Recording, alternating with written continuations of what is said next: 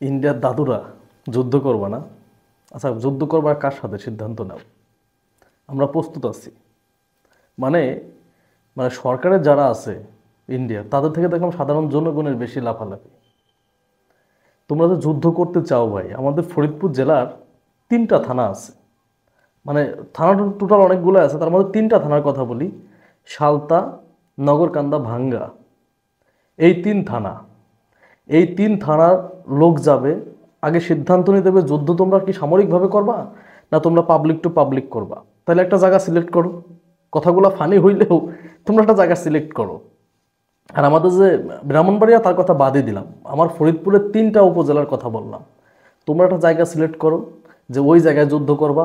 তোমরা 5 জেলার লোক আসবা, আমরা 3 থানার লোক দ্বারা করে দেবো। বুঝতে পারছো? এক শালারও বিচি থাকবে না। বুঝতে পারছো? এক শালারও বিচি থাকবে না। খাতনা করে ছাড়িয়ে দিবে। বাঙালিগুলোকে ফাইজলামি করো।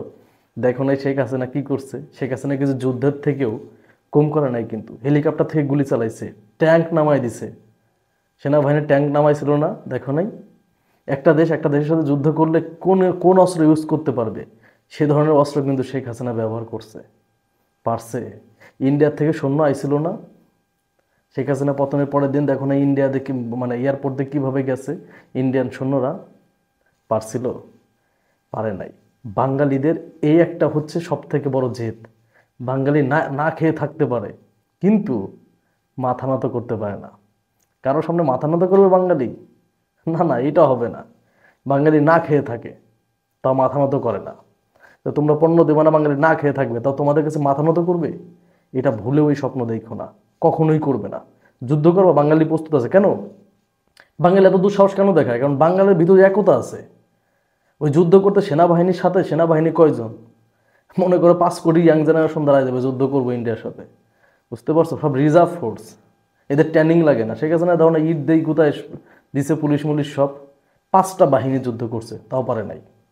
সেনাবাহিনী, বিজিবি, র্যাব, পুলিশ, মানে আনসার, মানে যা ছিল সব।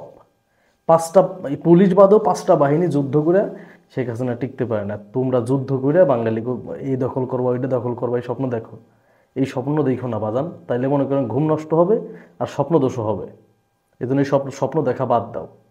তোমরা যে কত বড় নাস্তিক মার্কা কান্ট্রি, তুমি নিজেই চিন্তা করো। তোমার আশেপাশে যে দেশগুলো আছে, আফগানিস্তান, নেপাল, পাকিস্তান, ভুটান, বাংলাদেশ, চায়না, কোন দেশের সাথে তোমাদের বন্ধুত্ব আছে?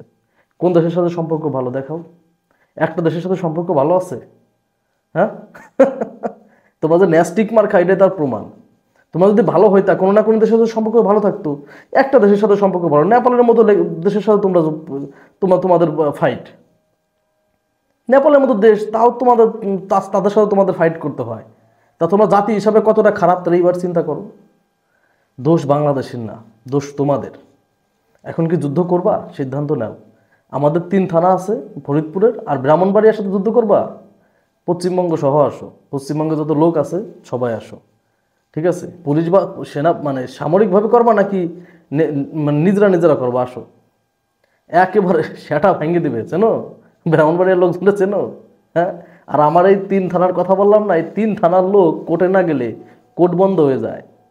সে যুদ্ধের ভয় আমাদের দেখায় না ভাই, যুদ্ধের ভয় আমরা পাই না।